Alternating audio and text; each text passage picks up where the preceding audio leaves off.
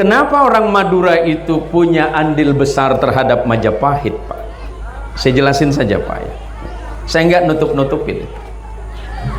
Orang Madura itu sudah mendiami pulau kecil di seberang sebelah timur dari Surabaya atau di Pulau Jawa. Ada Raja Singosari yang kalah perang, namanya Raden Wijaya, kalah sama kerajaan Kediri namanya Jayakatwang.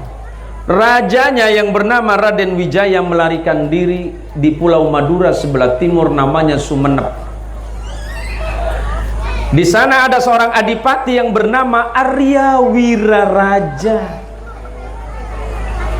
Maka kata Arya Wiraraja, Tuan Raja, Anda tidak perlu berkecil hati karena Anda kalah perang dengan kerajaan Kediri. Nanti kita nyebrang dari Madura ini, kita buka di sana sebuah kerajaan dan Anda nanti yang jadi rajanya. Arya Wiraraja kemudian membawa orang-orang Madura nyebrang dan hari ini menjadi Kabupaten Mojokerto. Ada sebuah hutan tarik yang nggak pernah dibuka oleh orang dan orang Madura yang menebangnya. Sampai di sana kemudian berdirilah satu tempat kecil. Dan orang Madura yang membuka lahan itu kepanasan, kelaparan dan kehausan. Ada sebuah banyak pohon namanya pohon mojo. Warnanya merah tapi rasanya pahit, agak sepet. Maka orang Madura menyebutnya mojo pahit. Maka sebagai penghormatan terhadap orang Madura, berdirinya kerajaan Majapahit itu diambil dari nama Mojo yang Pahit. Artinya kerajaan Majapahit berdiri atas jasa besar orang-orang Madura. Maka tepuk tangan untuk orang-orang Madura. Bicara sejarah keagamaan dan pondok pesantren, pesantren di Indonesia sudah berdiri ratusan tahun yang lalu, bahkan sebelum Indonesia itu merdeka. Kita ambil dari arah timur, dari Bangkalan kita bergerak ke Sampang. Di Sampang itu ada satu pondok pesantren yang masih berdiri sampai hari ini, namanya Nazhatut Tullab. Nazhatut Tullab didirikan oleh Syekh Abdul Alam tahun 1702. Berarti pesantren itu sudah berdiri 322 tahun yang lalu. Geser ke Sumenep, ada satu pesantren di daerah Hulu, berdiri pada abad ke-17 menjelang abad 18, tahun 1780, hanya berselisih 9 tahun dari berdirinya kerajaan Pontianak. Geser ke sini, ke Bangkalan, di situ ada pondok pesantren yang didirikan oleh Syekhana Khalil Bangkalan menjelang abad 19, kurang lebih pada tahun 1860 sekian. Artinya apa? Pondok pesantren punya jasa besar di Indonesia. Tanpa pondok pesantren, tanpa kiai, tanpa ulama, tanpa ustadz, tanpa santri, insya Allah Indonesia tidak akan pernah merdeka. Maka tepuk tangan untuk para kiai dan pesantren. Di ujung barat yang namanya Bangkalan tadi saya sebutkan, pesantren Syekhana Khalil di Jengkebuan itu adalah cikal bakal tempat lahirnya ulama-ulama besar intelektual Islam Indonesia yang mewarnai peradaban umat di Indonesia. Beberapa di antaranya Hadratus Syekh Hasyim Asy'ari, pendiri Nahdlatul Ulama, kemudian Kiai As'ad Samsul Arifin, Kiai Haji Abdul Wahab Hasbullah, Kiai Haji Bisri Sansuri, dan kemudian ulama-ulama besar yang melahirkan pesantren besar di Indonesia, termasuk Kiai Manap Lirboyo. Semuanya berguru kepada Syekhana Khalil yang ada di Bangkalan. Artinya Madura punya andil besar terhadap ilmu di Indonesia. Waalaikumsalam warahmatullahi wabarakatuh. Ini sepertinya ibu-ibunya sudah mulai ngantuk ini. Bu, Ibu mengucapkan salam hukumnya. Mengucapkan salam hukumnya. Ibu-ibu yang bilang wajib udah salah kenceng lagi. Mengucapkan salam itu sunnah, tetapi menjawabnya adalah wajib. Di dalam salam itu ada 3 doa mulia untuk kaum muslimin. Doa yang pertama dalam salam, saya doakan mudah-mudahan Allah memberikan keselamatan dari dunia dan akhirat. Doa yang kedua di dalam salam, semoga Allah senantiasa menurunkan rahmat dan ampunan untuk kita semuanya.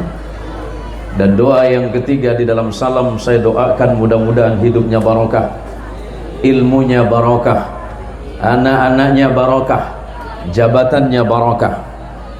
Tapi bagi ibu-ibu yang tidak mau menjawab doa dan salam saya doakan pulang dari pengajian ini suaminya kawin lagi.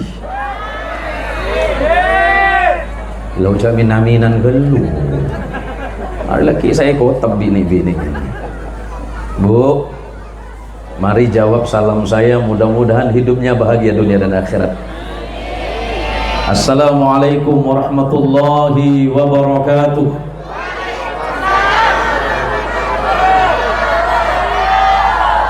Alhamdulillahi rabbil alamin.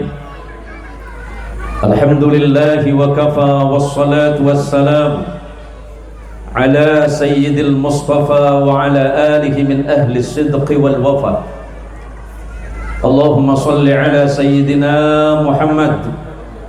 Allahumma salli ala sayyidina Muhammad. Allahumma salli ala sayyidina wa maulana Muhammad wa ala alihi at-tahirin wa ashabihi wa dhurriyyatihi wa liman tabi'ahu hatta ila yaumiddin. Raditu billahi rabba wa bil islami dina wa bi Muhammadin nabiyya wa rasulah.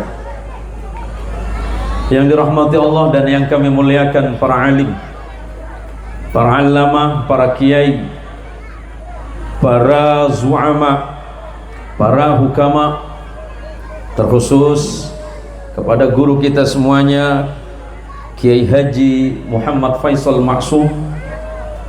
Kemudian barusan yang mewakili panitia, putra dari Kiai Abdullah Yasin, para pimpinan lembaga pondok pesantren, para habaib, para syarif, terkhusus untuk pimpinan Lembaga Pendidikan Islam Ustadz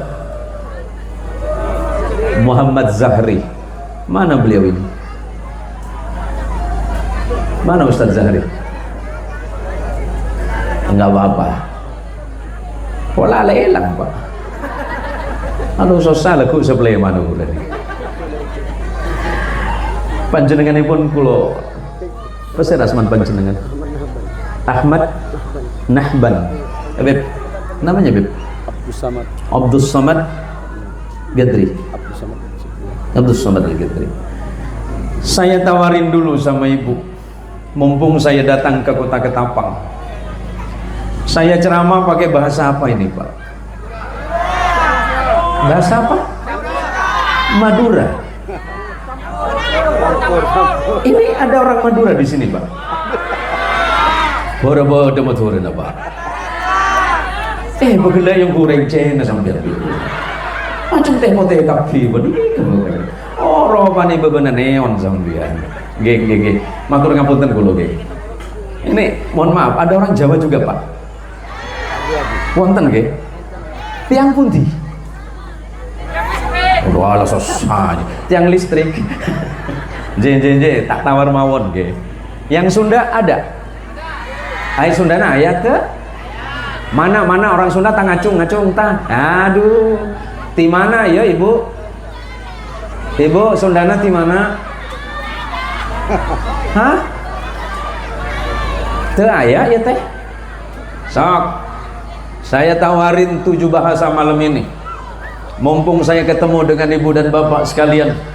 Tapi yang paling penting, ini apa Pak? Air putih. Wah, gini Bu. Dulu saya sering ceramah di beberapa negara orang, termasuklah ketika saya menyampaikan kuliah umum di salah satu universitas. Saya bilang sama panitia, nanti tolong buatkan air jahe. Enggak minta mas, saya enggak minta, tapi kalau ada ya enggak apa-apa sih. Lah saya bilang, mas, ini saya udah ceramah setengah jam, air jahenya mana? Panitianya terburu-buru, sekitar 3 menit air jahe datang. Saya pikir itu air jahe, Bu. Langsung saya minum, ternyata air lengkuas. Nah, ini khawatir ini kayak impoteng cuy. Impoteng cuy, saya susah cekin jadi susah nanti ya. Saya itu Pak, tadi dalam pengantar itu luar biasa. Kita yang hadir malam ini adalah bangsa Indonesia, bangsa yang sangat besar. Ada yang Madura, ada yang Jawa, ada Sunda, ada yang Ketapang, ada yang Bugis, ada yang Arab. Tidak ada perbedaan di hadapan Allah Subhanahu wa ta'ala. Tidak ada yang membedakan di antara kita. Saya tidak lahir dari rahim ibu yang sama dengan saudara. Saudara tidak dibesarkan dari ayah yang sama, tapi ketika dia mengucapkan kalimat syahadah, asyhadu an la ilaha illallah wa asyhadu anna muhammadar rasulullah, dia adalah saudaramu. Siapa yang mempersaudarakan kita? Allah dan Rasulnya, yang Allah tegaskan di dalam Al-Quran, innamal mu'minuna ikhwatun fa aslihu baina akhawaikum. Sesama orang beriman kepada Allah, mau orang Ketapang, mau orang Jawa Timur, mau Bugis, mau Dayak, siapapun Anda, ketika bersama-sama mengucapkan 2 kalimat syahadah, yakin dan percaya Allah sebagai Rabbnya, dan mengimani Rasulullah Muhammad SAW sebagai nabinya, meyakini Al-Quran sebagai kitabnya, dan Islam sebagai agamanya, kita semuanya adalah saudara. Maka sebagai umat Islam, berbahagialah dan berbanggalah dengan ajaran Nabimu Muhammad sallallahu alaihi wasallam. Tidak ada perbedaan di antara kita.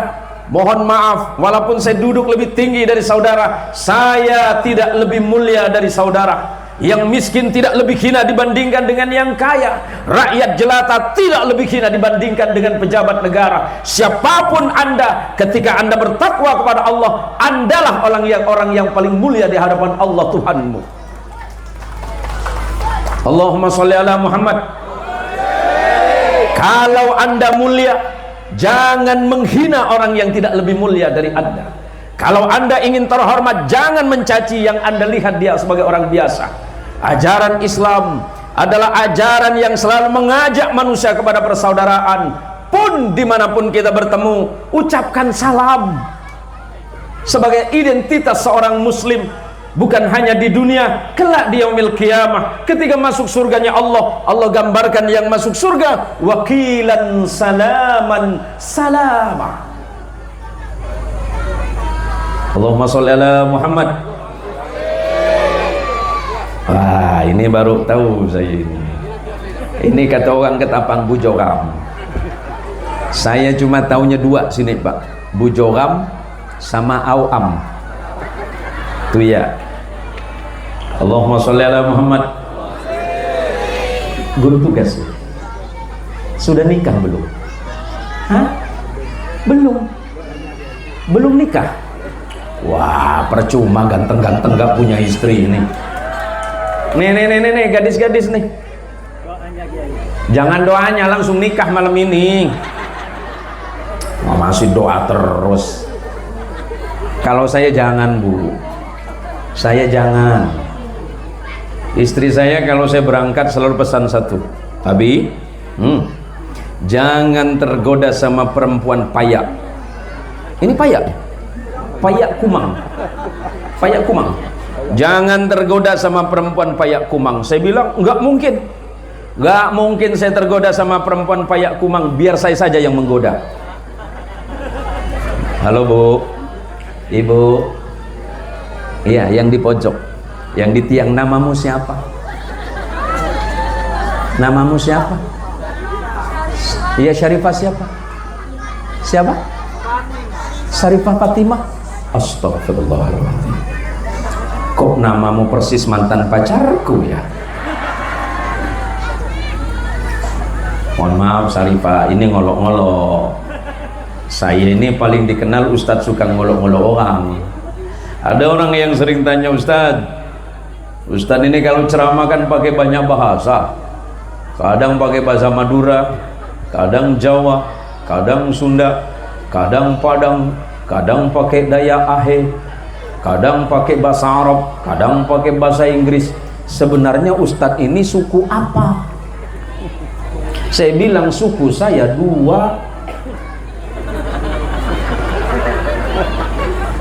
Kan benar Pak? Ya Beb, ya Ustadz, suku saya kan 2, kanan sama kiri. Itu sokoh. Nggak ada perbedaan Pak. Nggak ada yang membedakan di antara kita ini malam ini. Ini santri sini ya, santri sini ya. Masya Allah. Yuk tepuk tangan untuk santri-santri yang hebat ini. Ananda, kata Imam Syafi'i rahimahullahu ta'ala, saya pesan khusus ini saya sampaikan untuk sampean semua.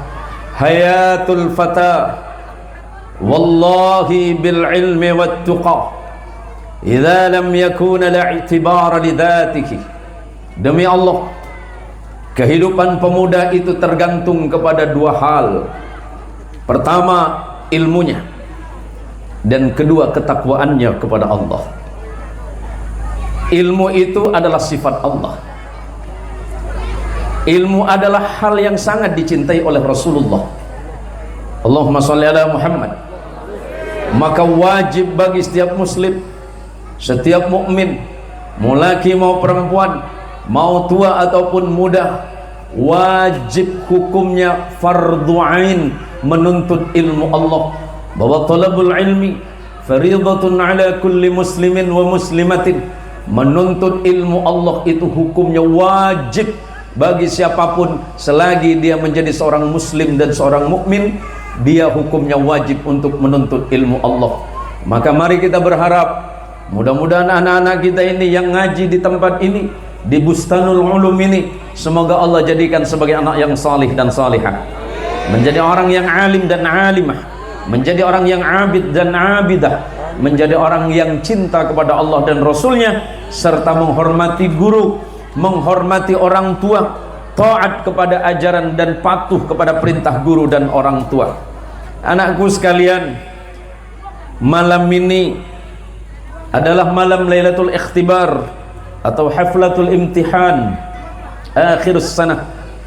Saya cerita sedikit. Waktu di sini ceramah biasa berapa menit, Pak? Berapa jam, Pak? Kalau begitu, wabillahi taufik wal hidayah. Ku tak ngajak alan, duh mundur jam dia. Pun jak bidabit. Kalau 2 jam, nanti pulangnya jam berapa?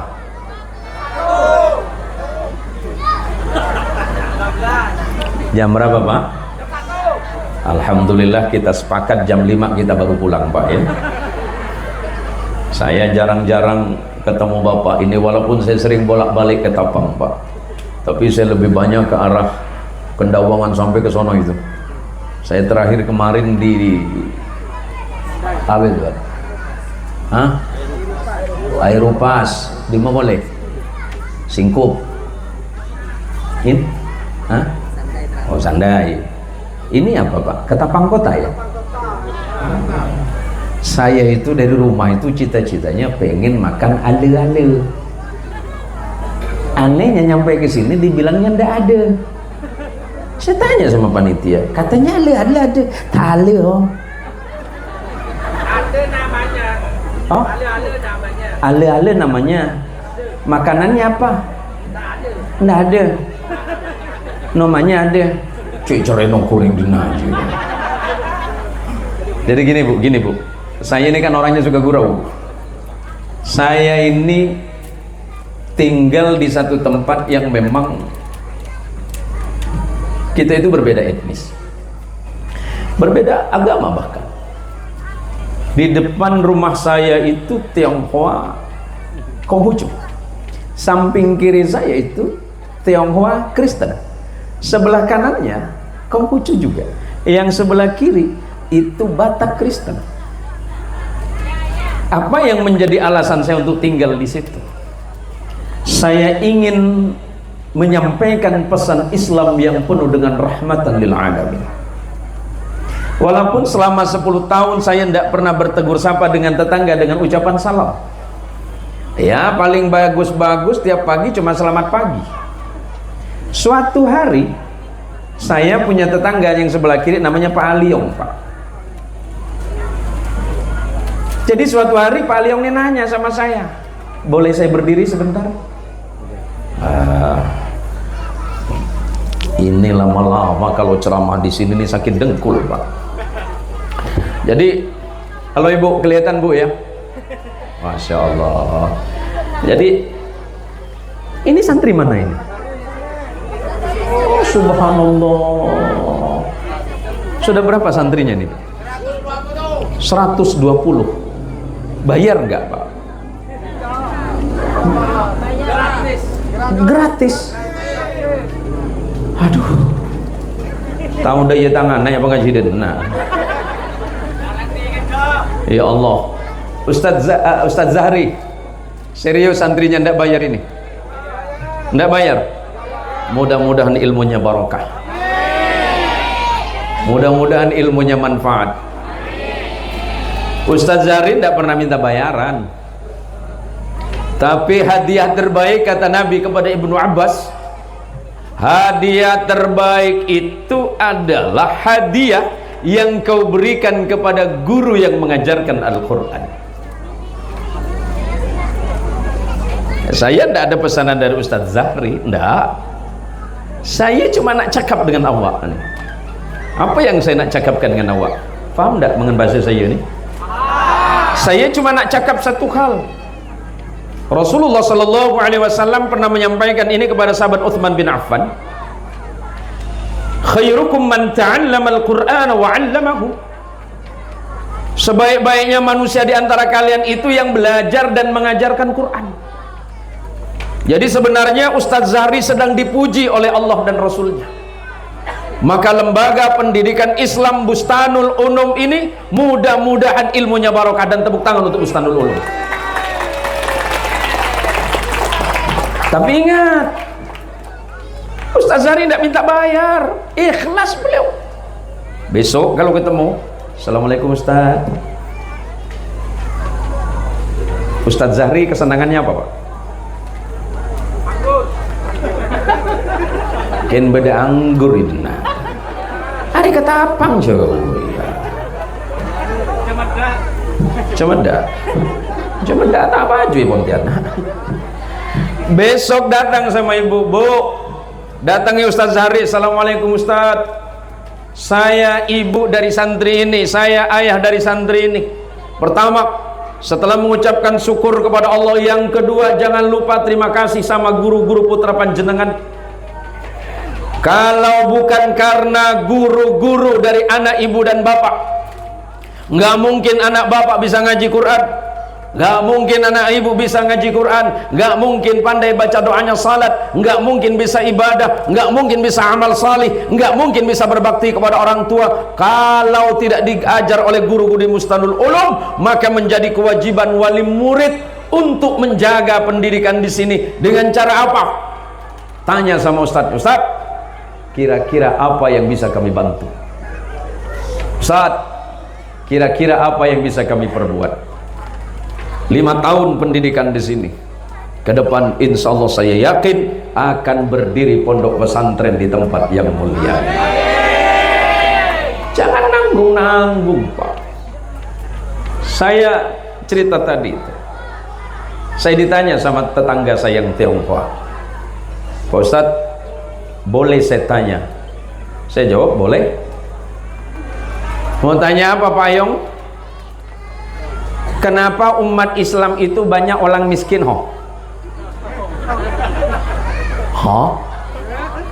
Orang Islam kenapa miskin? Saya jawab, bukan umat Islam itu miskin, umat Islam itu lebih memilih hidup sederhana. Halo ibu, ibu,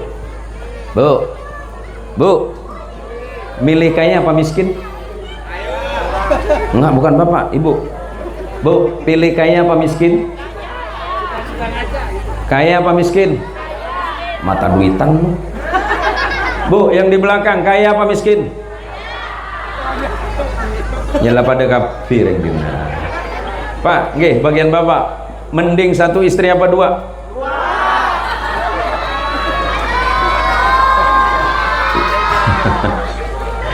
Manusia itu nggak pernah cukup, bu.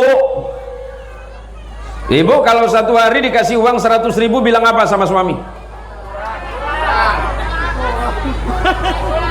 Bukannya alhamdulillah. Bilang apa sama suami? Bini apa saya kali ini?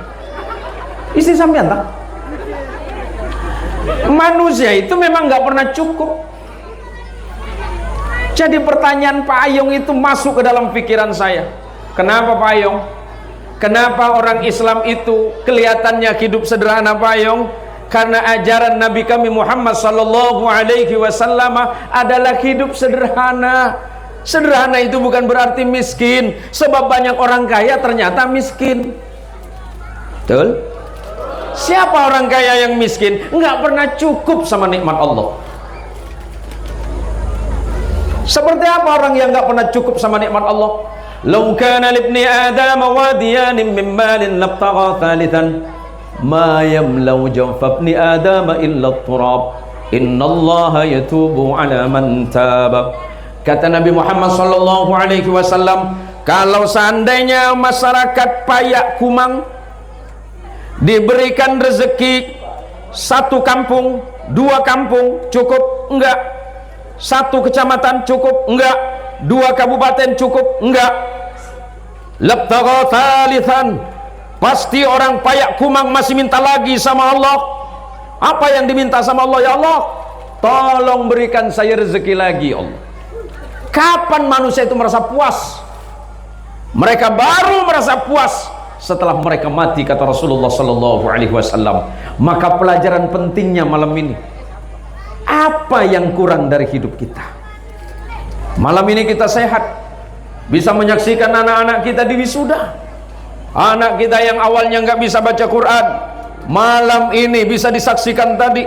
Anak kita pintar baca Quran, dan nanti insya Allah mudah-mudahan ketika pendidikan ini semakin lebih baik, madrasah berdiri, pesantren berdiri, insya Allah kampung Payak Kumang akan semakin diberkahi oleh Allah subhanahu wa ta'ala.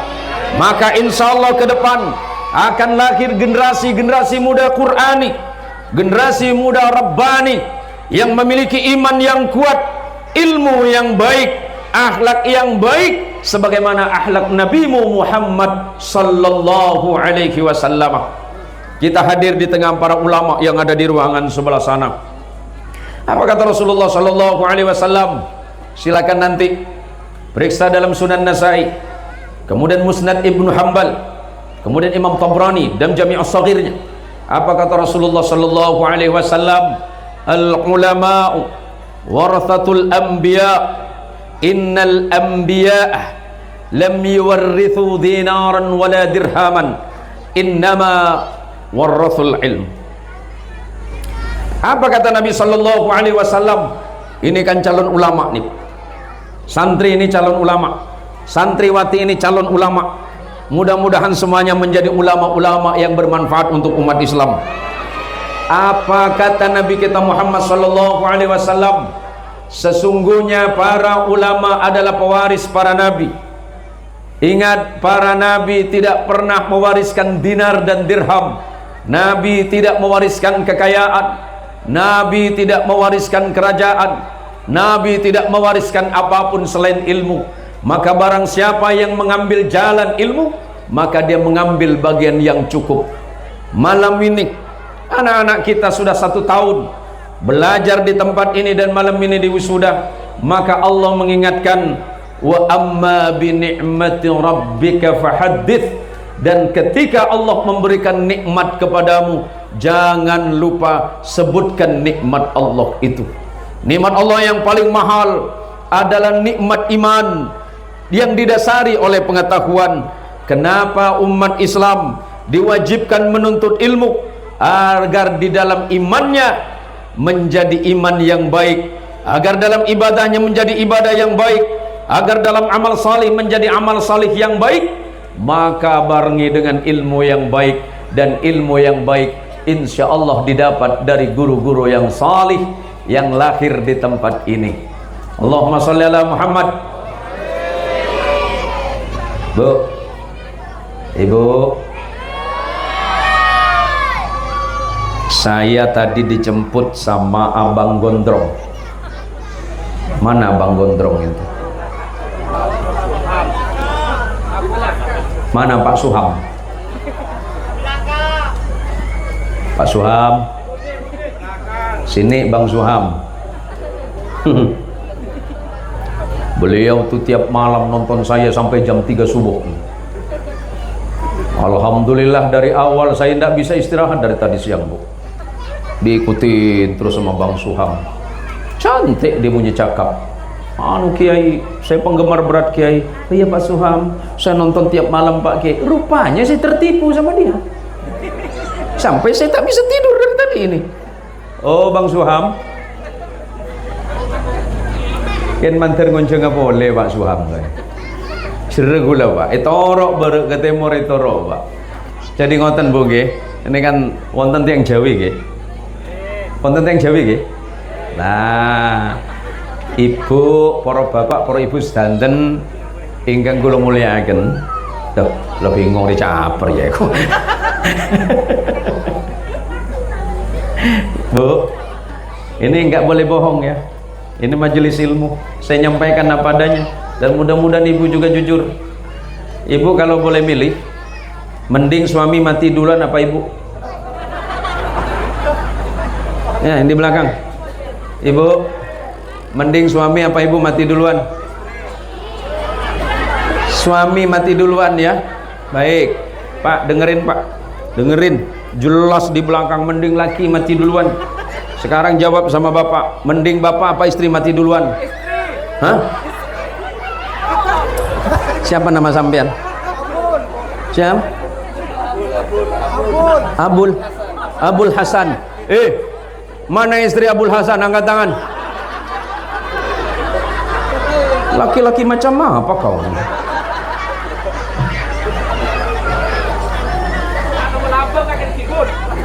Ade popo lagi. Jadi begini Pak, saya kalau ngelihat orang Madura ini bikin ketawa terus, karena mbah saya asli orang Sampang. Jadi saya punya cerita unik orang Madura Pak. Orang Madura itu akalnya banyak. Ada orang Madura kaya datang ke Jakarta. Bedereng Madura soki entar ke Jakarta Pak. Depak ke Jakarta beli CD. Oning CD. Dia tanya, "Dek, berapa ini, Dek?" "Yang mana, Pak?" "Yang ini." Dia nggak tahu kalau CD namanya, Pak. "Oh, ini CD, Pak." "Oh, CD ini." "Berapa ini harganya?" "Goceng." "Hah? Goceng." Madura bingung. Aduh, pas berempa goceng dia. Tapi nggak habis akal, dia mutar lagi. "Ini berapa, Dek?" "Goceng, Pak." Muter seharian goceng semua. Orang Madura yang satu ini nggak kehabisan akal. Nggak pinter-pinter amat, cuma akalnya banyak. Muter lagi dari awal. "Dek, yang CD ini berapa?" "Goceng, Pak." "Bagus. Bagaimana kalau saya tawar nang ning nung?" "Nang ning nung? Nang ning nung berapa, Pak?" "Lah, itu dia. Adek kan tadi bilang goceng. Goceng itu berapa?" 5.000, Pak." "Oh, kalau nang ning nung itu 3.000, Dek." Orang Madura nggak pinter-pinter amat, cuma nggak kehabisan akal, Pak. Coba Maka saya yakin Madura-Madura di sini nih, walaupun mungkin nggak pintar-pintar amat, tapi akalnya banyak ini. Mudah-mudahan orang Madura di Ketapang ini mampu menjadi Madura yang bermartabat dan bermanfaat bagi umat. Amin. Saya kasih sejarah Madura sedikit, boleh Pak? Biar paham. Bukan untuk klaim sepihak. Ini biar meluruskan sejarah yang mungkin kita lupa atau ditutup-tutupi. Ini untuk anak-anak, ini pelajaran sejarah, nanti kita bicara tafsirnya. Madura itu sudah ada sebelum kerajaan Majapahit itu berdiri di abad 14. Kenapa orang Madura itu punya andil besar terhadap Majapahit, Pak? Saya jelasin saja Pak ya. Saya nggak nutup-nutupin. Orang Madura itu sudah mendiami pulau kecil di seberang sebelah timur dari Surabaya atau di Pulau Jawa. Ada Raja Singosari yang kalah perang, namanya Raden Wijaya. Kalah sama kerajaan Kediri, namanya Jayakatwang. Rajanya yang bernama Raden Wijaya melarikan diri di Pulau Madura sebelah timur, namanya Sumenep. Di sana ada seorang adipati yang bernama Arya Wiraraja. Maka kata Arya Wiraraja, Tuan Raja, Anda tidak perlu berkecil hati karena Anda kalah perang dengan kerajaan Kediri. Nanti kita nyebrang dari Madura ini, kita buka di sana sebuah kerajaan dan Anda nanti yang jadi rajanya. Arya Wiraraja kemudian membawa orang-orang Madura nyebrang dan hari ini menjadi Kabupaten Mojokerto.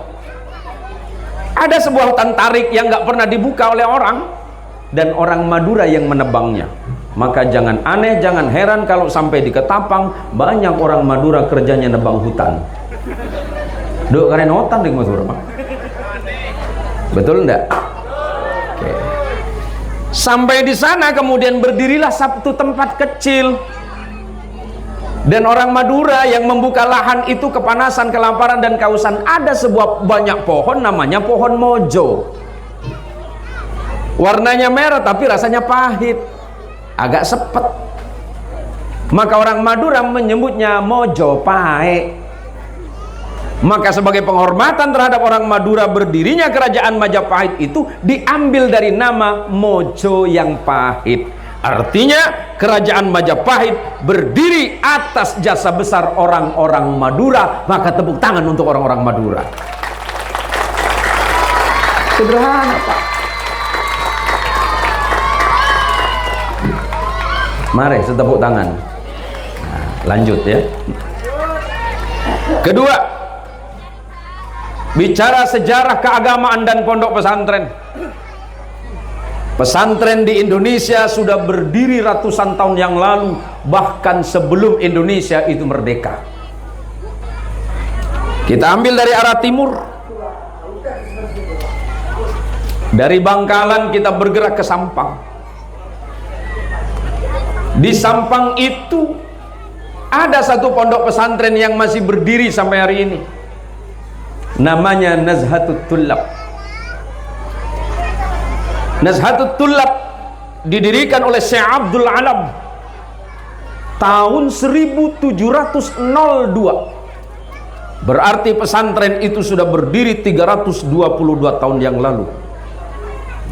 Geser ke Sumenep, ada satu pesantren di daerah Hulu, berdiri pada abad ke-17 menjelang abad 18, tahun 1780, hanya berselisih 9 tahun dari berdirinya kerajaan Pontianak.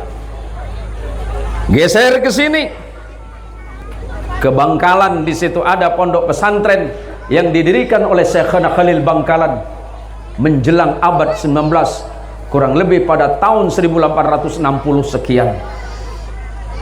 Artinya apa? Pondok pesantren punya jasa besar di Indonesia. Tanpa pondok pesantren, tanpa kiai, tanpa ulama, tanpa ustadz, Tanpa santri, insya Allah Indonesia tidak akan pernah merdeka. Maka tepuk tangan untuk para kiai dan pesantren. Itu yang kedua. Yang ketiga, di ujung barat yang namanya Bangkalan tadi saya sebutkan, pesantren Syekhona Khalil di Cengkebuan itu adalah cikal bakal tempat lahirnya ulama-ulama besar intelektual Islam Indonesia yang mewarnai peradaban umat di Indonesia. Beberapa di antaranya Hadratus Syekh Hashim Asy'ari, pendiri Nahdlatul Ulama, kemudian Kiai As'ad Samsul Arifin, Kiai Haji Abdul Wahab Hasbullah, Kiai Haji Bisri Sansuri, dan kemudian ulama-ulama besar yang melahirkan pesantren besar di Indonesia, termasuk Kiai Manap Lirboyo. Semuanya berguru kepada Syekhona Khalil yang ada di Bangkalan. Artinya Madura punya andil besar terhadap ilmu di Indonesia.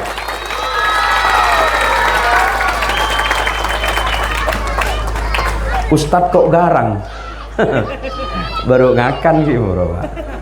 Udah garang sekarang, Pak. Tak garang sekali sih, Pak. Yang keempat, kemerdekaan Indonesia pada masa itu punya hutang besar terhadap seorang putra yang asli kota Sampang, seorang penerbang Indonesia yang bernama Halim Perdana Kusuma, yang hari ini menjadi bandara militer di Jakarta. Maka sekali lagi tepuk tangan untuk orang-orang Madura. Bukan untuk mengungkit sesuatu dan kami tidak menagih, enggak, cuma biar sejarahnya lurus. Paham, Pak?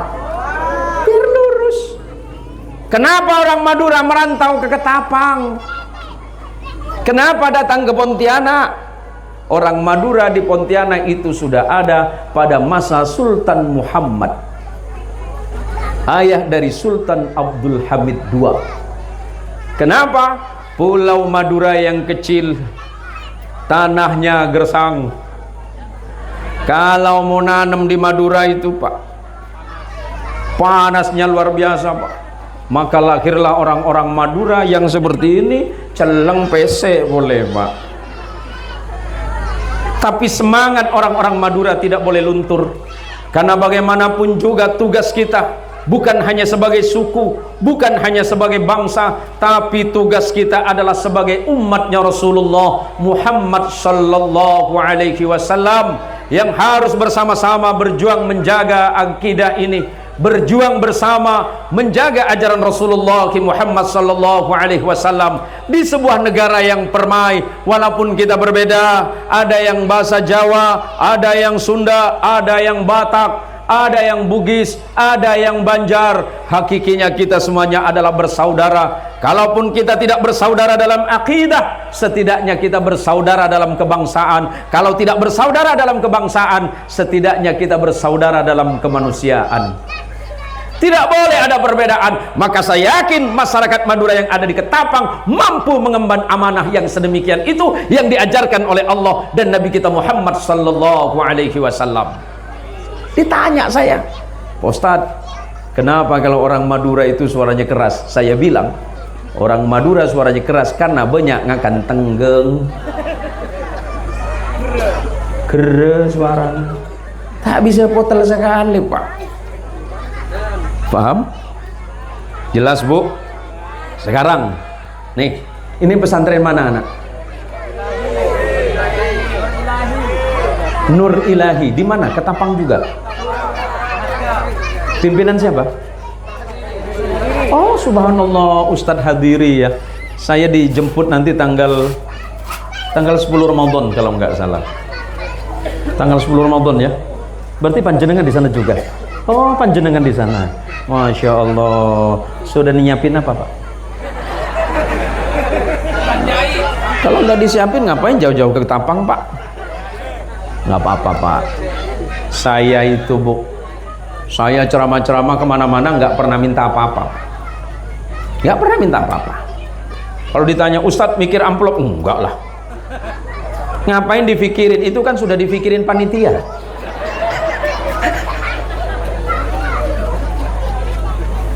Kenapa orang-orang Madura itu semangatnya tinggi? Saya bilang, orang Madura itu, tadi cerita pesawat, Jadi asisten saya bilang, "Bah, pesawatnya panas."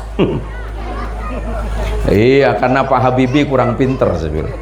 Kok bisa, Bah? Udah tahu pesawat seperti ini, kipas anginnya di luar. Ling-baling itu di luar, Bu.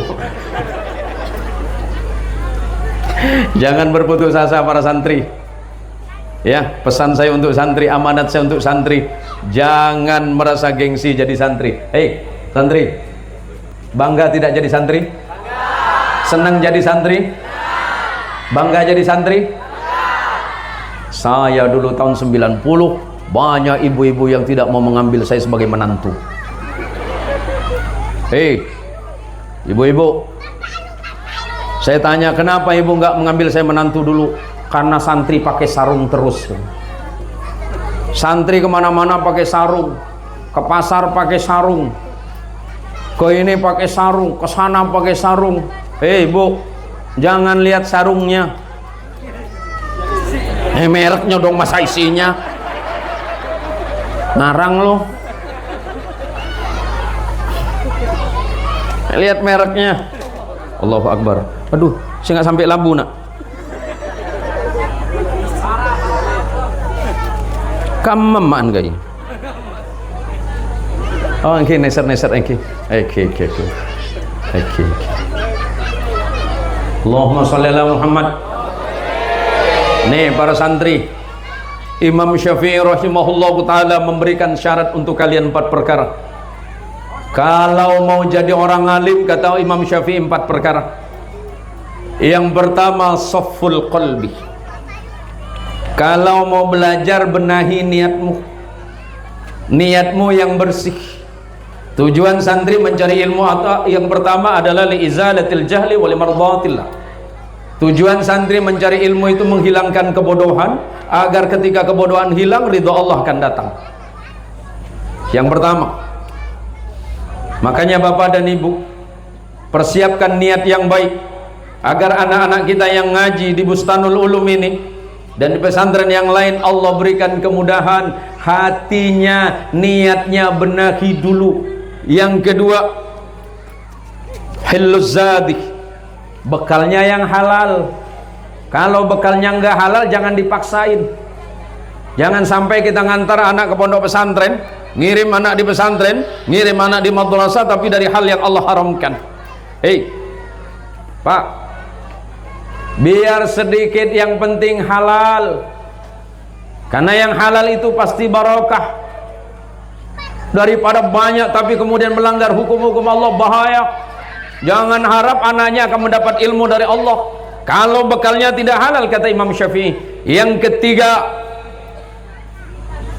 doaul walidain, doa orang tua kalian. Sebagai orang tua mengantarkan anak pondok pesantren, serahkan ke Bustanul Ulum, kemudian dididik di tempat ini. Jangan lupa ibu dan bapak punya kewajiban mendoakan anak-anak, sebab doa ibu adalah doa yang paling mustajabah. Apalagi ibu berdoa kepada Allah malam hari. Kol 2 malam sampean cekeh, kol 2 malam atau setengah 4 panjenengan cekeh, apa nyoon ke Allah, Gusti Allah. Boleh saya pakai bahasa Madura Pak? Apa nyoon sampean ke Gusti Allah, Gusti Allah, anakku lebih dari orang si ahli ilmu ya Allah, buka akiatnya ya Allah, supaya anakku lebih orang si faham ilmu na ajunan. May yuridillahu bihi khairan yufaqihu fid din, begitu Rasulullah sallallahu alaihi wasallam. Kalau Allah menghendaki orang itu baik, Allah jadikan dia orang yang faqih dalam agama. Antar ke tempat ini, insya Allah selagi di tempat ini belajar, didoakan oleh guru, dididik oleh guru, tapi orang tua mendoakan, insya Allah anaknya akan jadi orang alim, menjadi orang yang bertakwa kepada Allah subhanahu wa ta'ala. Yang berat, yang nomor 4, waridhas syekh, ridhonya sang guru. Bu, ingat, ridho gurumu, ridho guru anakmu itu yang paling berat. Suatu hari Imam Syafi'i datang kepada gurunya yang bernama Imam Waqi'. Imam Syafi'i itu umur 9 tahun sudah hafid Quran. 9 tahun. Ada yang protes, Ustaz, hari ini 9 tahun banyak Ustaz yang hafid Quran. Betul, tapi Imam Syafi'i hafalannya beda. Hafal Quran sekaligus faham betul tentang tafsirnya. Itu yang pertama. Yang kedua, umur 9 sampai 10 tahun Imam Syafi'i itu sudah hafal kitab Muwatta, kitab hadis yang ditulis oleh Imam Malik. Padahal Imam Malik waktu itu belum jadi gurunya Imam Syafi'i. Umur 12 tahun Imam Syafi'i sudah menjadi mufti di Mesir, dimintai fatwa tentang hukum fikih. Apa kata Imam Syafi'i kepada gurunya yang bernama Imam Waqi'? Syakautu waqi'i bihifdi fa arsadani bitarkil ma'asi. Aku pernah berkata kepada guruku, aku curhat kepada guruku yang bernama Imam Waqi'. Wahai guruku Imam Waqi', hafalanku kok lemah ya. Padahal Imam Syafi'i pada masa itu sudah pernah diminta mengeluarkan fatwa, tapi Imam Syafi'i masih mengatakan hafalanku lemah. Apa kata gurunya? Fa arsadani, maka guruku Imam Waqi' memberikan petunjuk kepadaku, bitarkil ma'asi, agar aku meninggalkan maksiat. Kalau maksiat kepada Allah bisa kita jaga, Pak. Maksiat kepada Rasulullah bisa kita jaga, tapi maksiat hati kepada guru, maksiat hati kepada guru, maksiat hati kepada gurunya anak, bisa dijaga tidak? Susah. Suatu malam, wah ini sayang airnya ya.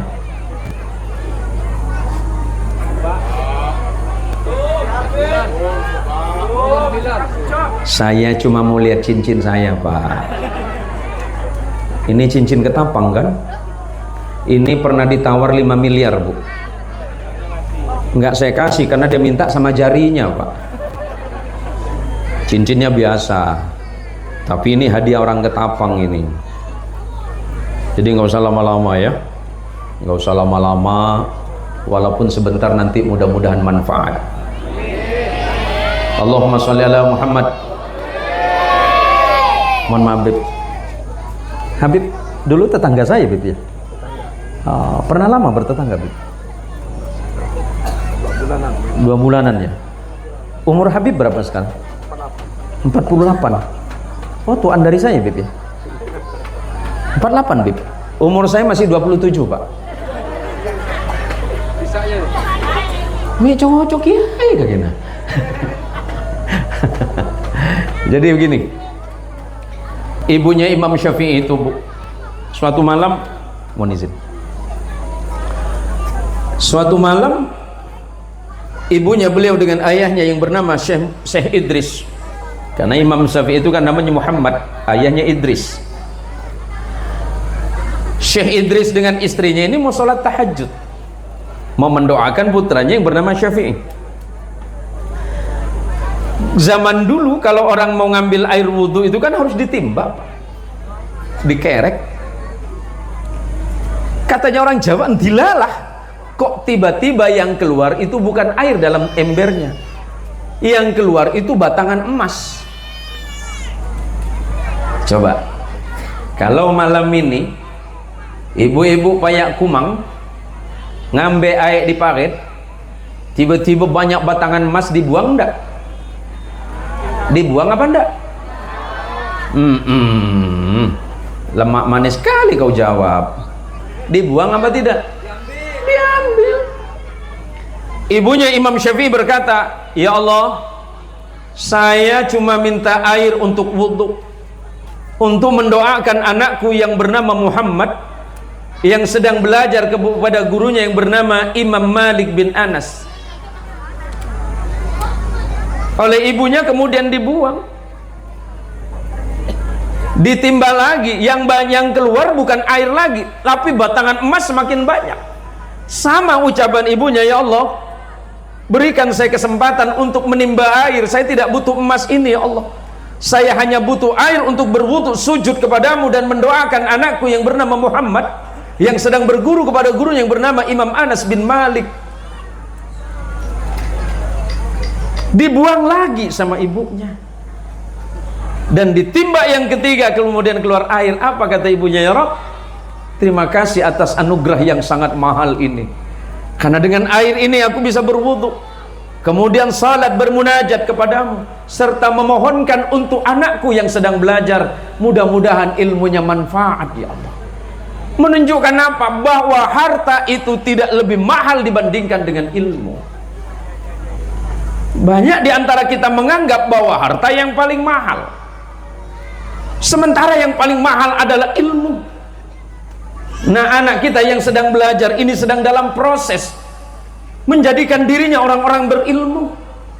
Kewajiban orang tua adalah mendorong mereka, mendoakan mereka, memberikan semangat dan bimbingan untuk mereka, agar kemudian kelak ketika anak-anak kita ini menjadi orang yang besar, yang sudah dewasa, memiliki ilmu pengetahuan yang baik, memiliki akidah yang benar, memiliki pengetahuan yang luas, dan yang tidak kalah pentingnya agar mereka menjadi orang yang manfaat di jalan Allah Tuhannya. Bukan perkara mudah, Pak. Mendidik anak ini bukan persoalan gampang. Kita paling kuat mendidik anak 2 jam. Sampean mampu didik anak berapa jam? 2 jam. Oke, Bang Jenggot. Ya, saya panggil Bang Jenggot saja. Kenapa nggak pakai kumis? Ya, Bang Jenggot. Kalau didik anak mampu berapa jam? 1 jam. Beb, didik anak berapa jam? 12 jam. Ya cari apa, Beb? Gak mampu kita, Pak. Coba lihat guru kita yang pernah mendidik kita ini kan alumni pesantren rata-rata. Hei, yang ngerasa alumni pesantren, apa kata Imam Ibnul Mubarak? Nahnu ila qalilin minal adabi ahwaju minna ila katsirin minal ilmi. Aku lebih butuh santri, aku lebih butuh murid, walaupun ilmunya tidak banyak tapi adabnya baik, dibandingkan santri yang alimnya luar biasa tapi adabnya rendah. Dan itu menjadi fitnah. Fitnahnya hati seorang santri kepada guru, yang lebih berbahaya kalau nanti santrinya membandingkan dirinya dengan gurunya. Ada, bukan cuma ada, banyak. Dia merasa lebih hebat dari sang guru, dia merasa lebih tahu dan lebih pintar dari gurunya. Ketika Imam Syafi'i dicoba dibandingkan kepada gurunya yang bernama Imam Anas bin Malik, wahai Imam Syafi'i, sepertinya anda itu lebih alim dari guru anda yang bernama Imam Anas, Imam Malik, Malik bin Anas. Apa kata Imam Syafi'i? Kafa bi Malik, cukuplah bagiku Imam Malik sebagai guruku hujatan, alasan dan hujah bagiku. Kapan? Fi yaumil qiyamah, kelak di hari kiamat. Allah ketika bertanya kepadaku tentang ilmu yang aku miliki, pasti aku jawab, ilmu ini hanya ilmu guruku yang bernama Imam Malik bin Anas. Ada murid beliau yang lebih alim lagi. Muridnya Imam Syafi'i itu namanya Imam Ahmad bin Hambal, yang kita kenal dengan Imam Hambali. Imam Hambali itu imam yang pernah diambil sanadnya oleh Imam Bukhari dalam ilmu hadis. Ketika Imam Hambali dibandingkan kepada gurunya yang bernama Imam Syafi'i, Imam Syafi'i hafalan hadisnya 300.000. Imam Syafi'i hafalan hadisnya 300.000, Pak. Tapi muridnya 1 juta. Imam Hambali itu 1 juta. Yang ditulis dalam kitab musnadnya hanya 27.000. Apa kata Imam Hambali ketika orang membandingkan beliau dengan gurunya yang bernama Imam Syafi'i? Apa kata Imam Hambali? Apa pertanyaan anda? Anda ini sepertinya lebih kuat hafalannya dibandingkan dengan guru anda yang bernama Imam Syafi'i. Baik, anda ini sepertinya lebih alim dibandingkan dengan guru anda yang bernama Imam Syafi'i. Apa jawaban Imam Hambali? Apa yang ada di dadaku hanya sesuatu yang aku terima dari guruku, maka yang aku miliki bukan hakku tapi punya guruku yang bernama Muhammad bin Idris Asy-Syafi'i. Ini kalau ulama-ulama yang hatinya memang lembut. Bagaimana dengan hari ini, Pak? Tidak sedikit kita temukan di tengah-tengah masyarakat kemudian protes. Wah, itu kan hanya guru saya dulu waktu di pondok, ngaraje tem-tem aja itu. Kini ngaki dul mat, din kini ngaki din, gurumu yang hanya ngajarin alif bata tajim itu gurumu, dia sanadmu, dia adalah guru pertamamu yang akan bertanggung jawab di hadapan Allah kelak. Yang ngerasa hari ini masih punya guru alif bata tajim, Dia adalah sanad pertama ilmu. Datangi dia, datangi beliau, mohon ridhonya. Sebab kata sahabat Ali bin Abi Thalib, man 'allamani harfan, man 'allamani harfan, barang siapa yang mengajari aku satu huruf, kata Sayyidina Ali, kuntulahu 'abdan, aku layak menjadi hamba sahaya bagi dirinya. Itu kata Sayyidina Ali. Satu huruf saja, Pak. Bagaimana kalau yang diajarin alif lam mim? Bagaimana kalau bismillahirrahmanirrahim? Bagaimana kalau itu satu Al-Quran? Berarti besar jasa gurumu yang pernah mendidikmu tentang bacaan Al-Quran. Nih, Bustanul Ulum. Ini ngajinya di mana ya? Di dalam ya? Ngajinya di dalam. Ini beberapa tahun ke depan, ini kan ada tanah kosong, Pak. Ada yang punya nggak, Pak? Kasih murah lah, Beb. Pasti masuk surga, Beb. Ana pastikan tuh, Beb. Boleh bonceng 3 enggak, Beb? Mau jual berapa, Beb? Insyaallah, insyaallah. Insyaallah udah iyalah. Insyaallah je 2, Beb. Badai insyaallah Arab, badai insyaallah melaju, Beb. Mau insyaallah Arab pasti datang. Pasti beki. Dikasih enggak, Beb? Dikasih, Beb ya. Untuk urusan agama siap. Untuk urusan agama, tepuk tangan untuk Habib, insyaallah dikasih sama beliau, Pak. Tiket gratis masuk surga, Habib. Kora bejeng lah. Ya mantap, bejeng kepada sasa lagi ya, Mak. Ya, Habib ya. Mudah-mudahan nanti menjadi sedekah jariyah, Habib. Dan insyaallah anak-anak yang belajar di tempat ini nanti tinggal dibicarakan sama Ustadz Zahri dan para pengurus-pengurus. Insyaallah Habib kita ini bersedia untuk mewakafkan sebagian dari hartanya, yaitu berupa tanah yang ada di belakang ini, Pak. Tepuk tangan untuk beliau, Pak. Ya takut besok-besok beliau nagih, ya jangan ngurus saya, Pak. Berapa per meter, Bib? Nggak enak nanti aja, Ustaz. Allahumma sholli ala Muhammad.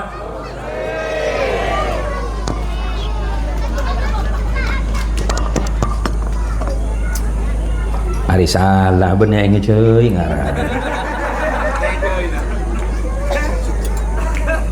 Serius agak ini kan. Buahnya sempaya, Mak.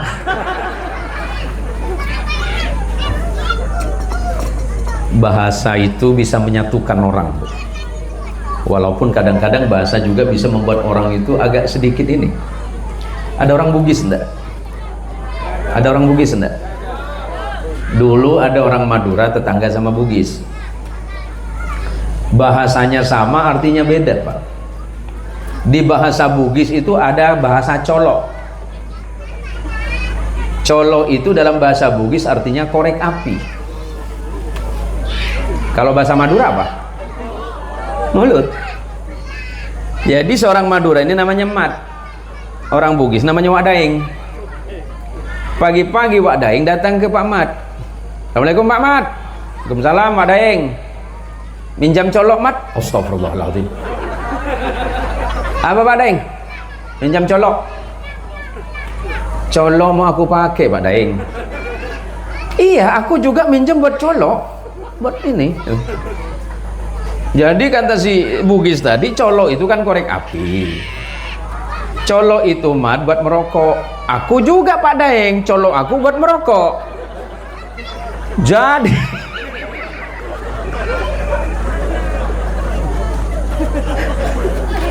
Bugis sama Madura ini ribut, Pak, gara-gara colok. Sampai biru lebam-lebam dia punya badan.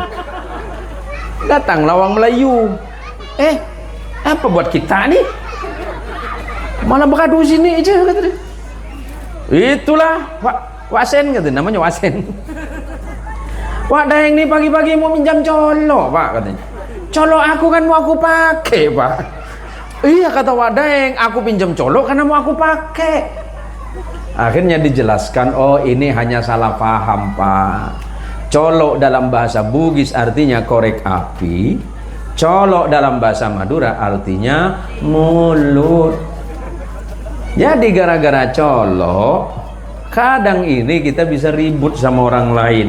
Mari kita dalam perbedaan, apapun yang ada di tengah-tengah kita, mari kita saling hargai, saling hormati, saling jaga, dan kalau perlu kita saling asih, saling asah, dan saling asuh, bukan saling membenci dengan dasar dan dalih apapun. Islam, kenapa Allah Subhanahu wa ta'ala ayat yang pertama Allah turunkan kepada Nabi kita Muhammad sallallahu alaihi wasallam itu adalah ayat yang menggagas tentang pengetahuan. Saya ini hanya penutur sejarah, Pak. Saya tidak menemukan dalam beberapa literatur, entah itu, mohon maaf, dalam kitab-kitab yang lain, kitab-kitab agama yang lain, kami tidak menemukan tentang esensi pengetahuan. Dan hanya di umat Islam semata, di dalam Al-Quran, dan itu ayat pertama yang turun kepada Rasulullah sallallahu alaihi wasallam tentang pentingnya belajar, yang diawali dengan ayat Iqra bismi rabbikal ladzi khalaq. Ini menunjukkan bahwa ilmu itu, walaupun kemudian mohon maaf kalau nanti jadi perdebatan, ini sebenarnya nggak penting menjadi perdebatan.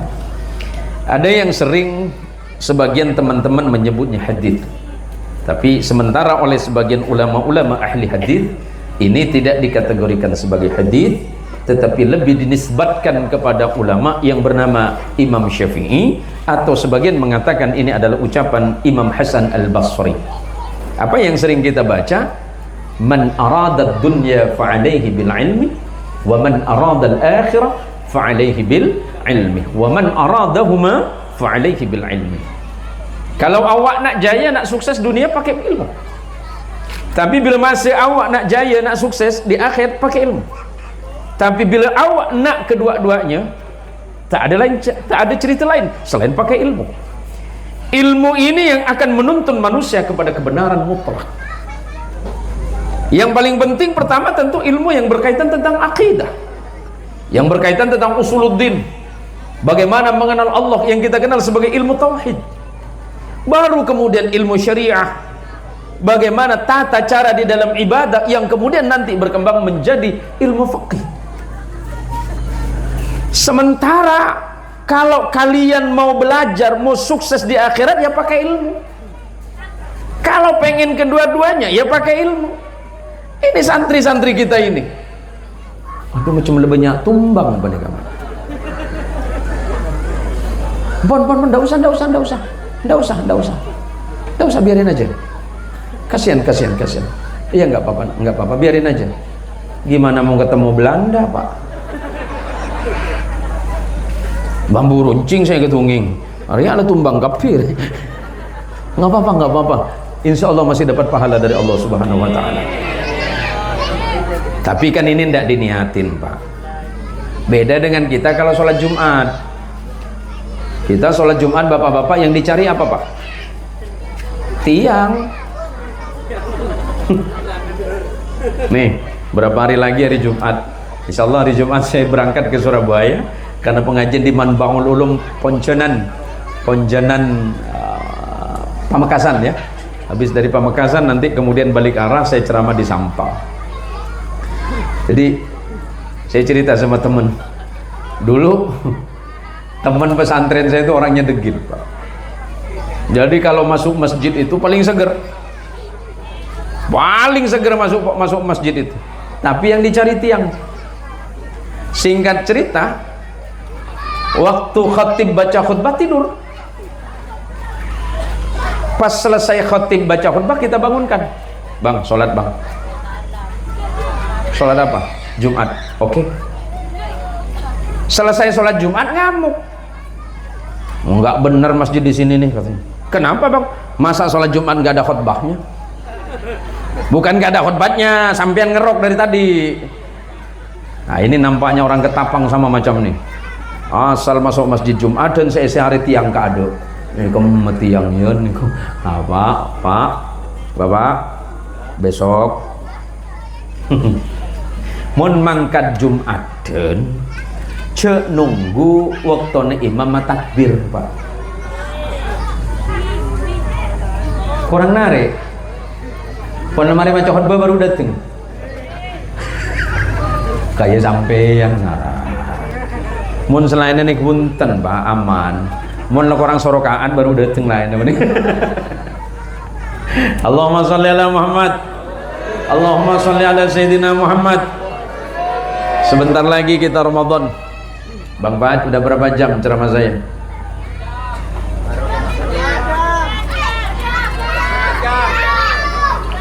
Ya udah kita sepakat insya Allah nanti selesai sampai agak malam ya. Karena besok saya penerbangan jam 7. Kenapa? Mau coba punten Pak, coba bidak Pak. Okey, kula nisar bu ibu panika Pak. Bu ibu panika lamar seng bagula Pak. Lekku sampian Pak, mun jaga nasaren. Kalau Bapak bangun tidur besok pagi, pastikan dulu tengok alis istri Bapak. Kalau alis istri Bapak masih 2 aman Pak. Tapi kalau bangun tidur alis istri Bapak tinggal 1, itu masalah ada Pak. Di dunia ini tidak ada yang paling menakutkan bagi laki-laki selain perempuan. Siapa yang bilang betul tuh? Siapa namanya? Kence takon ke bini namanya. Ya nanti salah apa benar? Saya ini Bu, saya sering diolok-olok sama teman-teman. Siapa yang ceramah? Oh Ustaz Zain Muhsin. Oh yang mana? Yang singa podium Kalimantan Barat. Itu di podium. Pulang ke rumah, cucok meong. Pada magi gulet aku mak. Asal saya masuk rumah, pagar dibuka beb, pelan saya melangkah beb. Saya assalamualaikum. Kalau di ceramah assalamualaikum gitu. Tapi kalau di rumah assalamualaikum. Istri saya lebih garang di dalam. Waalaikumsalam. Siapa? Bimi. Oh, kok malam? Kan pada kan man? Pada man. Iya Ustaz, sama Ustaz ya. Mon pengambosan cek kereng awan senengan. Pada takut lagi. Sampean terus tawa ilmu sobat jaring bini tak kikir. Telok huruf Pak. Baca terus ain qaf mim. Ekem.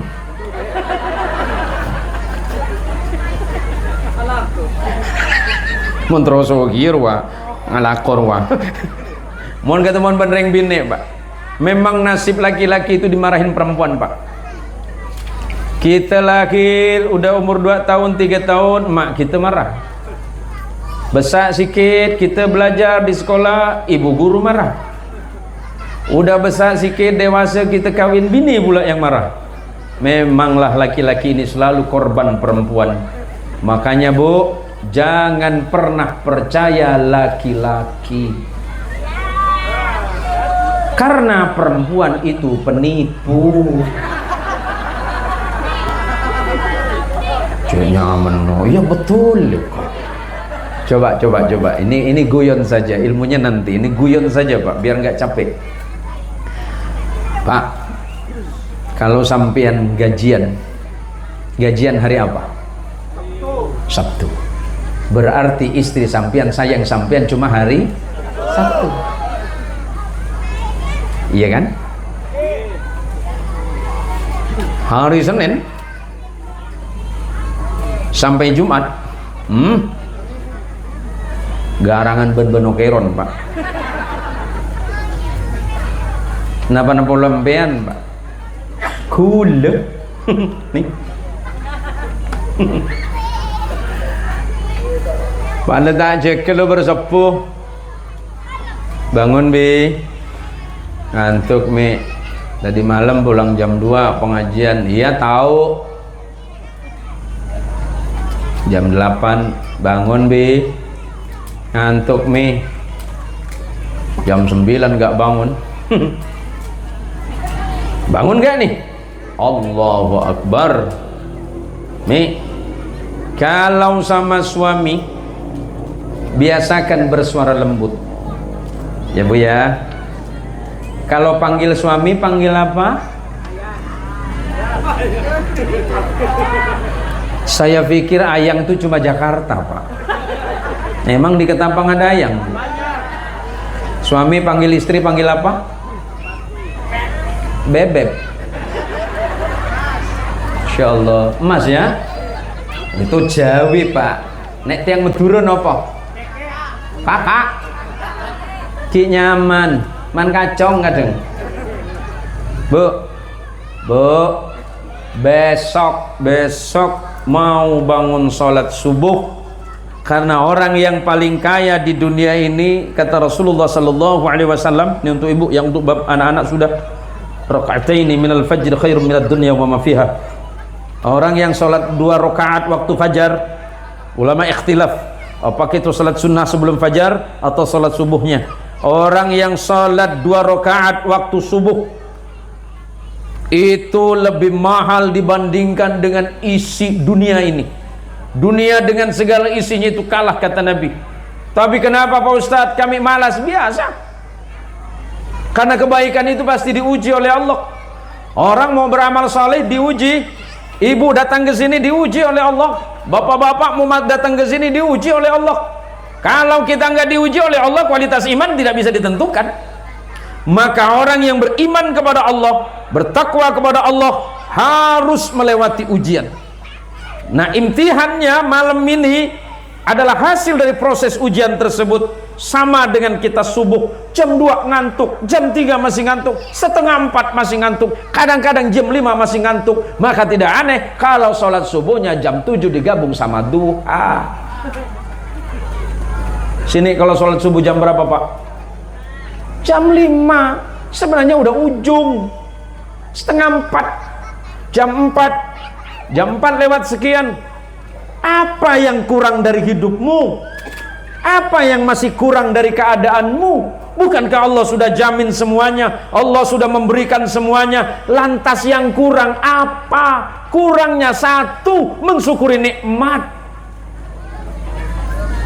Maka bangun tidur kita diajarkan oleh Nabi kita Muhammad sallallahu alaihi wasallam, kalau sudah bangun dari tidur ucapkan kalimat alhamdulillahilladzi ahyana ba'dama amatana wa ilaihin nusur. Bangun dari tidur, melangkah dari tempat tidur, alhamdulillah ya Allah, mata saya masih dapat melihat dengan jelas. Tetangga sebelah rumah saya ya Allah, sudah 2 minggu ini agak kabur matanya ya Allah. Bangun dari tempat tidur mendengarkan suara adzan di masjid, hayya 'alas shalah. Bangun segera, alhamdulillah saya masih bangun mendengarkan suara adzan daripada nanti saya terbangun hanya mendengarkan suara adzan di kuburan. Tidak manfaat. Melangkahkan kaki dengan kaki yang sehat, alhamdulillah ya Allah saya masih bisa sehat. Tetangga sebelah rumah saya dari kemarin gak bisa jalan ya Allah, gara-gara asam uratnya kambuh. Bangun dari tempat tidur, ambil wudhu, alhamdulillah ya Allah saya masih sehat ya Allah, berarti rezeki saya hari ini sudah Engkau jamin ya Allah. Selepas itu kemudian salat berjamaah dengan istri. Selepas salat berjamaah ambil Qur'anmu, kalau bisa ngaji bersama dengan istrimu sebagaimana engkau pernah diajar oleh gurumu yang bersusah payah mengajarmu, mendidikmu dengan ilmu Allah yang luar biasa, ikhlas tanpa pamrih. Lantas apalagi yang kurang dari hidupmu? Jangan bandingkan rezekimu dengan orang lain. Pekerjaan bisa ditiru, tapi demi Allah rezekimu tidak akan sama. Sama berangkat jam 7, pulang jam 4, kerjanya sama, gajinya sama, hasilnya sama, tapi manfaatnya belum tentu sama. Jangan mengeluh karena keadaanmu. Bersyukurlah kepada Allah, sebab setiap orang yang bersyukur pasti itu yang mencukupi. Daripada hartamu banyak tapi selalu merasa kurang kepada Allah. Lantas apalagi yang membuatmu masih ragu-ragu? Kata Allah, fa bi ayyi ala'i rabbika tatamara. Maka nikmat Allah yang manakah? Nikmat Tuhanmu yang manakah yang membuatmu masih ragu-ragu kepada Allah? Coba. Ada tetangga sebelah beli televisi 60 in, penyakit lama kambuh, sakit kepala, pusing 7 keliling. Tak lama seminggu berikutnya tetangga beli sepeda motor baru, sakit gigi. Tak lama kemudian tetangga beli mobil, pingsan. Waktu pingsan masih minta sama Allah, ya Allah Tetangga saya beli mobil baru, ya Allah tolonglah saya juga pengen, ya Allah pengen mobil. Allah baik, Allah kirimkan ambulan. Apa yang kurang? Buat ibu, jangan bandingkan rezeki dari tangan suamimu dengan orang lain. Sebab rezeki yang dibawa oleh suamimu itu hasil jerih payah. Panas tak peduli, kata orang Pontianak, panas berdengkang dia tak mau tahu. Apa kata orang sini? Suamimu dia pakai sepeda motor ke tempat kerja, kata orang sini berdelas dia. Apa berdelas ya? Hah? Baju. Orang Kayung kata berdelas. Berdesot dia lari. Ditanya, kenapa ngebut pak? Takut ketinggalan pekerjaan. Pernah nggak kita ngebut datang ke masjid? Kenapa ngebut pak? Azan pak Ustadz, sebentar lagi sholat. Nggak ada tuh. Kita malu datang ke tempat kerja. Gara-gara apa? Takut sama pimpinan. Ngebut kita ke tempat pekerjaan, malu sama pimpinan. Pernah nggak kita datang ke masjid merasa malu? Merasa malu ketika ketinggalan sholat berjamaah? Enggak tuh, santai aja. Ditanya, mit, pajang mit, adzan mit, laki pada boleh ngaji mat itu. Enggak, kita enggak merasa malu. Kalau memang kita merasa malu kepada Allah, ketika diperdengarkan azan, pasti kita akan datang, ya Allah, aku merindukanmu ya Allah, dan engkau pasti merindukan aku. Datang temu ya Allah. Allah siapkan ampunan, Allah siapkan rahmat, Allah siapkan kasih sayang, Allah siapkan rezekimu. Yang penting ikhtiarmu cukup. Soal rezeki urusan Allah. Mencukupi itu bukan gajimu. Sebanyak apapun gajimu nggak bakal cukup, karena yang mencukupi itu hanya Allah. Yang mencukupkan nikmatmu hanya Allah, bukan pekerjaanmu, bukan gajimu. Ini pentingnya orang punya ilmu. Orang kalau ilmunya sudah baik, kehidupannya akan baik, maka insya Allah Allah jadikan kehidupannya pasti lebih baik. Rumah tangganya baik, anak-anaknya baik, anaknya solih dan solihah, istrinya pasti jadi istri yang solihah, tidak pernah mengeluh kepada Allah, selalu merasa cukup terhadap nikmat, dan selalu merasa puas terhadap apa yang diberikan oleh suami. Ini pentingnya kita ngaji. Sebenarnya malam ini sebagai penutup, sebenarnya malam ini langkah kaki ibu dan bapak yang datang ke majelis ini adalah langkah kecil menuju surga. Janji Nabi, man salaka tariqan yaltamisu fihi ilman sahhalallahu lahu tariqan ilal jannah. Barang siapa seseorang yang melangkahkan kakinya menuju majelis ilmu, sesungguhnya dia sedang melangkah menuju surganya Allah subhanahu wa ta'ala. Mudah-mudahan selalu sehat walafiat, diberikan umur yang panjang, rezeki yang halal, yang manfaat. Ustadz, umurnya berapa Ustadz? Umur berapa? Subhanallah, umur 50, masih sehat Ustadz ya. Mudah-mudahan selalu sehat. Tapi kan kita tidak tahu Pak, nggak tahu batas umur kita kapan, kita tidak tahu. Yang paling sehat malam ini kita tidak tahu, karena tadi Kiai Faisal minta izin duluan karena ada tetangga beliau yang sudah wafat. Itu kan pelajaran buat kita. Kita malam ini sehat, segar bugar, tidak ada penyakit. Tahu-tahu besok pagi pengumuman di masjid, inna lillahi wa inna ilaihi raji'un. Namanya sampai kan? Ahmad Nahban. Enggak tahu Pak. Inna lillahi wa inna ilaihi raji'un. Ustadz Ahmad Nahban gitu. Serius. Enggak mau Bib. Habib, enggak apa-apa Bib. Siap. Ya, siapkan Bib. Malaikat kan pada garang Bib. Kan enggak tahu Bu ya. Enggak tahu. Jangan ngirain bahwa wah saya masih muda, besok masih sehat. Nggak ada urusan. Malaikat nggak pernah tanya, bos, udah tobat belum bos? Belum malaikat. Ya udah tunggu aja dulu ya, tobat dulu. Nggak pernah nanya. Umur mau berapa? Masih muda malaikat 27. Oh tunggu ya sampai umur 60. Enggak. Malaikat juga nggak nanya, udah sholat belum?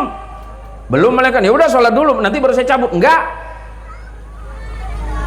Nggak ada kata itu. Ya kalau memang sudah nyampe ya nyampe, bukan persoalan matinya. Apa yang kita bawa nanti kalau sudah mati? Maka kalau kita mati hanya 3 perkara yang pasti Allah masih mau memberikan pahalanya. Yang pertama kata Nabi, sedekah jariyah, yang nyumbang masjid, nyumbang pendidikan Islam, nyumbang pesantren. Yang kedua, ilmu yang manfaat. Nih para ustadz, para guru yang ngajar di madrasah ini, insya Allah ini akan mengalir pahalanya nanti. Yang ketiga baru anak salih, anak salih yang mendoakan orang tuanya yang sudah meninggal.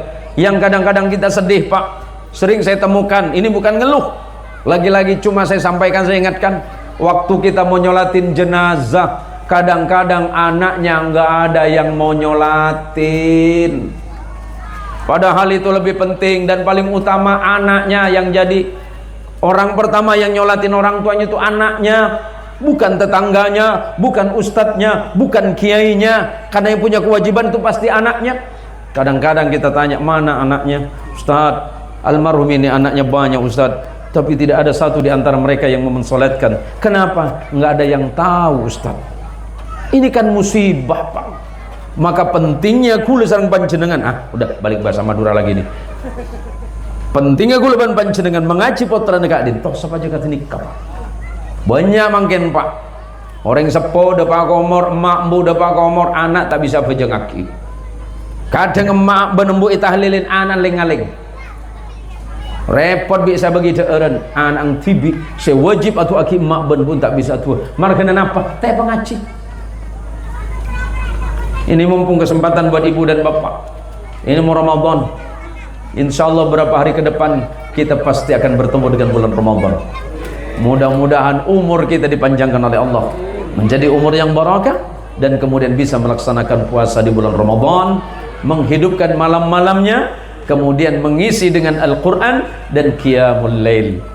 Bu, sebagai penutup, Bu, Ibu, nah, ini kan mau Ramadan. Ibu-ibu kan biasanya senang Pak Ramadan masuk tuh. Apa persiapannya Bu? Emping sudah ada? Air kaling sudah ada kan? Baju baru ada? Ini masalah orang Pontianak. Orang Pontianak bila masa dah masuk lebaran, dah mulai berkalut mak-mak tu. Yang diceritakan bukan bagaimana puasa. Yang dia cerita, dia berkalut tu bukan bagaimana tarawih. Dia berkalut tu nak bikin baju baru. Apa tahun ini ya tema rumah tangga kita ni? Pakai baju apa seragam rumah kita? Macam itulah yang ada. Kenapa Ustaz tahu? Bini saya macam tu. Tapi nampaknya sama dengan mak-mak yang ada di Payak Kumang ni. Pada Pak? Aduh, masalah orang kurang gitu nih. Nanti khususnya santri nak ya, yuk mari penuhi masjid kita, penuhi masjid kita dengan ibadah, penuhi masjid kita dengan tarawih, penuhi masjid kita dengan tadarrus Al-Quran. Sebagai ini nanti ini kan ada ustadz-ustadznya nih, insya Allah ini kan banyak hafidh-hafidh Quran di sini. Saya dulu masih ingat betul Pak, bahwa imam-imam di kampung saya itu cara membacanya itu yang di tengah, yang mengambil tadwir. Karena cara membaca Quran itu kan dibagi 3, ada tartil, ada tadwir, dan ada hadar. Kalau tartil ini kan yang dibaca santri-santri itu, dibaca ustadz-ustadz di pondok pesantren. Bismillahirrahmanirrahim. Alhamdulillahi Rabbil Alamin. Itu kan tartil. Ar-Rahmanir-Rahim, Maliki Yawmiddin, Iyyaka na'budu wa iyyaka nasta'in, Ihdinas siratal mustaqim, Siratal ladzina an'amta 'alaihim, ghairil maghdubi 'alaihim waladdallin.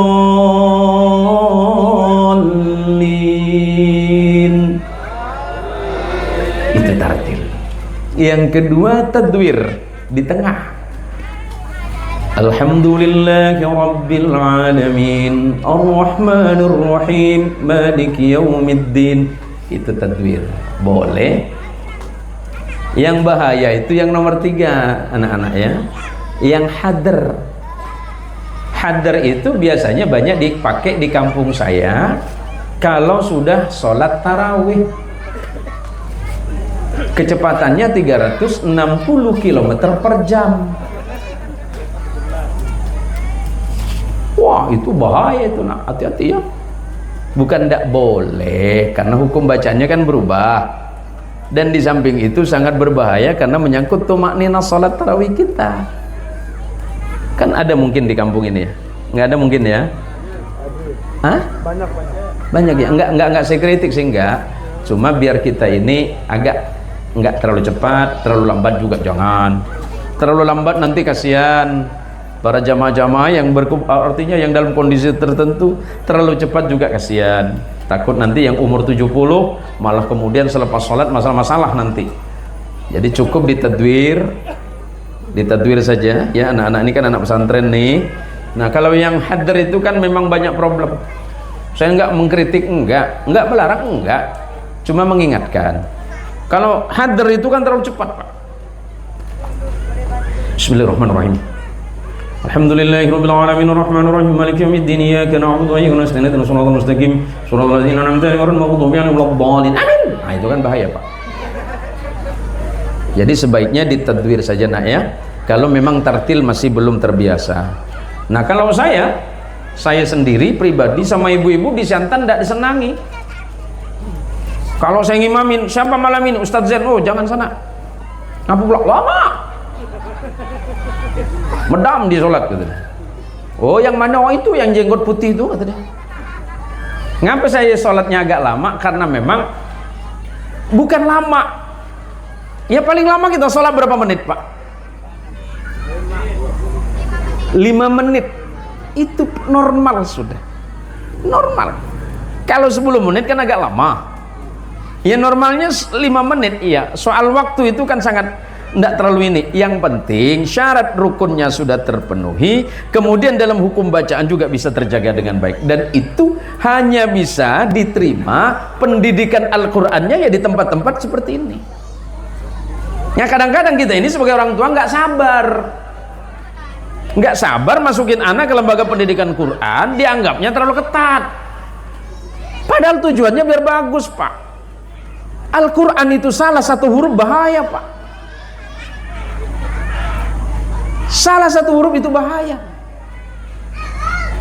Alhamdu yang ha dengan alhamdu yang ha itu jauh, Pak. Alhamdu segala puji milik Allah. Alhamdu, mohon maaf, Tuhan yang mati. Itu saja mempengaruhi, Pak. Jadi mohon maaf, kenapa kita harus belajar Al-Quran di tempat yang pas, agar bacaan kita dalam sholat itu juga pas. Karena itu akan berpengaruh terhadap ibadah kita dan amal kita. Maka anak-anak kita kan, ini kan insya Allah bacaannya sudah mulai fasih ini.